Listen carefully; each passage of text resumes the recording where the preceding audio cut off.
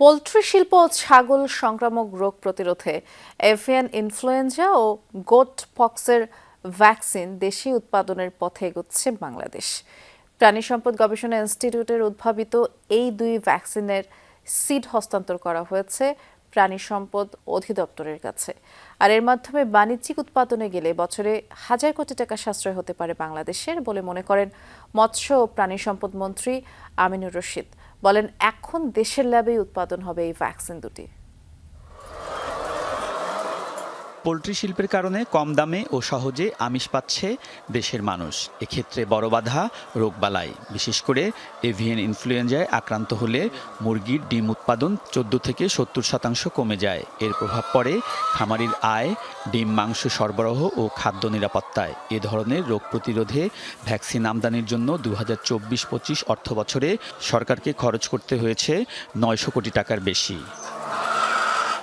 অন্যদিকে ছাগলের সংক্রামক রোগ গোট পক্সে আক্রান্ত হয়ে কম বয়সী ছাগলের মৃত্যুহার প্রায় 100%। এতে ক্ষতির মুখে পড়ছে খামারিরা।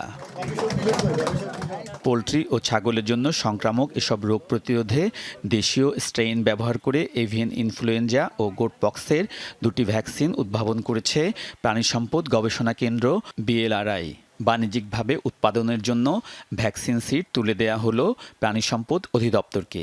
এভিয়ান ইনফ্লুয়েঞ্জা একটি অত্যন্ত মারাত্মক রোগ এবং ভাইরাস জনিত রোগ। এটা আমরা বিদেশ থেকে ওদিন আমদানি করতাম। এটা আজকে গ্রহণ করার পর আমরা এটা তৈরি করে মাঠ পর্যায়ে প্রয়োগ করার পরে এফিকেসি স্টাডি করার পরে ইমপ্যাক্ট স্টাডি করার পরে দেন আমরা কমার্শিয়াল এটা মাঠ পর্যায়ে ছাড়বো আর কি। এবং গোট পক্স একই অবস্থা। যদি গোট পক্স মুক্ত করতে পারি তাহলে খামারিরা ইকোনমিক্যালি অনেক স্ট্রং হবে। মৎস্য ও প্রাণী সম্পদ মন্ত্রী বলছেন, এ ধরনের উদ্ভাবন দেশের প্রাণী সম্পদের জন্য গর্বের, যা প্রাণীজ আমিষের ঘাটতি মোকাবিলা সহ অর্থনীতিতেও বড় ভূমিকা রাখবে।